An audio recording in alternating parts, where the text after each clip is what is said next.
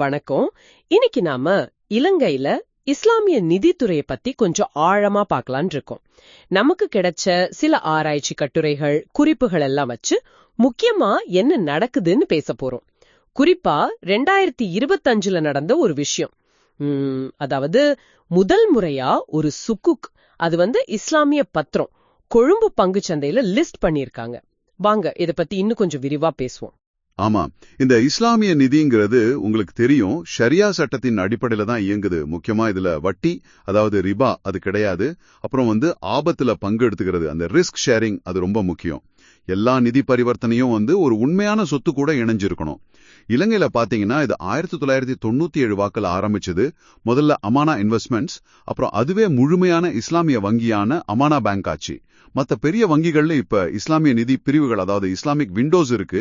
2005ல வங்கி சட்ட திருத்தம் வந்ததுக்கு அப்புறம் இதுக்கு ஒரு சட்ட அங்கீகாரமும் கிடைச்சது.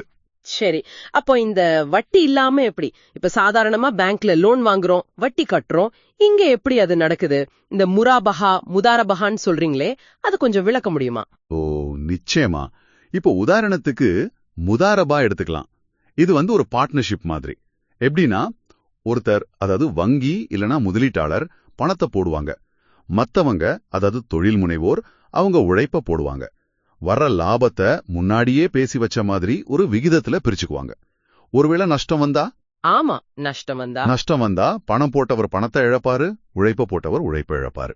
இங்க பாருங்க, வட்டி மாதிரி பிக்சட் ரிட்டர்ன் இல்ல, லாப நஷ்டத்துல பங்கு இருக்கு. இதுதான் இந்த ரிஸ்க் ஷேரிங். ஓ, சரி சரி, புரியுது. அப்ப முராபஹா எப்படின்னா, வங்கி ஒரு பொருளை வாங்கி அதோட விலையோட ஒரு குறிப்பிட்ட லாபத்தை சேர்த்து உங்களுக்கு விற்கும். இது ஒரு விற்பனை மாதிரி, கடன் இல்ல. இது மாதிரி இஜாரான்னு இருக்கு, அது வாடகை மாதிரி. அப்புறம் தகஃபுல், அது இஸ்லாமிய காப்பீடு. அப்ப இது இஸ்லாமியர்களுக்கு மட்டும் இல்லாம இந்த மாதிரி நெறிமுறை முதலீடு, எத்திக்கல் இன்வெஸ்ட்மெண்ட்ஸ் தேடுறவங்களுக்கும் கூட ஒரு நல்ல ஆப்ஷனா இருக்கும் இல்லையா? வட்டி இல்ல, சொத்து இருக்கு, ரிஸ்க் ஷேர் பண்றாங்க. கண்டிப்பா, அந்த அம்சம் ரொம்ப முக்கியம். ஆனா இது வளர்றதுல சில சவால்களும் இருக்கு இலங்கையில. என்ன மாதிரி சவால்கள்?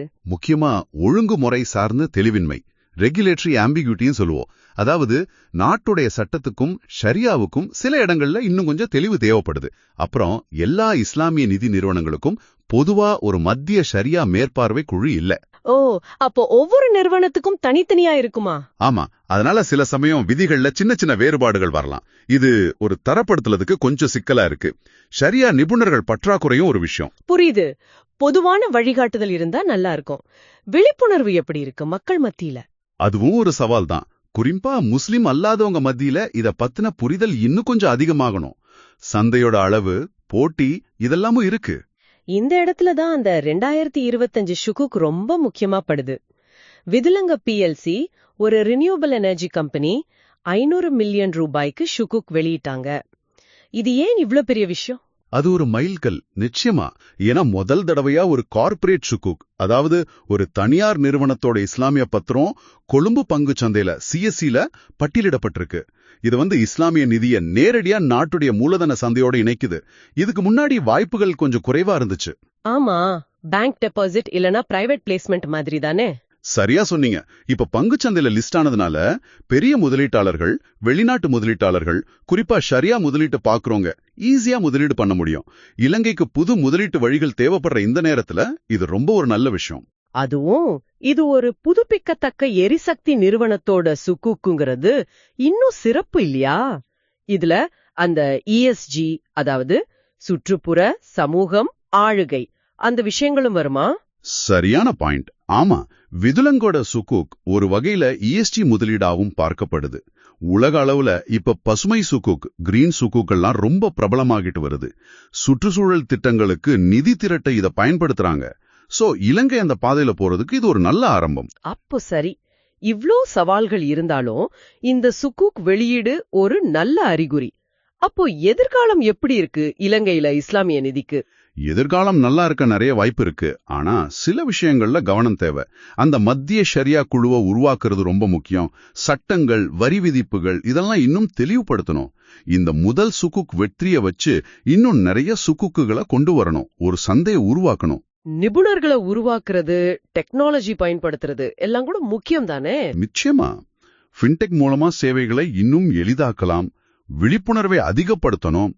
உலகத்துல பல நாடுகள், குறிப்பா வளைகுடா நாடுகள், மலேசியா, இந்தோனேஷியா, ஏன் ஆப்பிரிக்காவுல கூட சுகூக் மூலமா பெரிய திட்டங்களுக்கு நிதி திரட்டுறாங்க.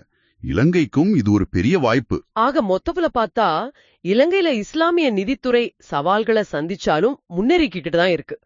குறிப்பா இந்த 2025 சுக்குக் வெளியீடு ஒரு முக்கியமான பாய்ச்சல். இது மூலதன சந்தையோட இணையறதுக்கும் நெறிமுறை முதலீட்டை ஈர்க்கிறதுக்கும் நிலையான வளர்ச்சிக்கும் ஒரு புது வழியை காட்டியிருக்கு. இந்த உரையாடல் உங்களுக்கு ஒரு நல்ல புரிதலை கொடுத்திருக்கும்னு நம்புறோம். நீங்க யோசிக்க வேண்டிய ஒரு கேள்வி என்னன்னா, இந்த மாதிரி வட்டி இல்லாத சொத்து அடிப்படையிலான நெறிமுறை சார்ந்த நிதி திட்டங்கள் இலங்கையோட பொருளாதார வளர்ச்சிக்கு இன்னும் எந்தெந்த வகையிலெல்லாம் உதவ முடியும்? யோசிச்சு பாருங்க.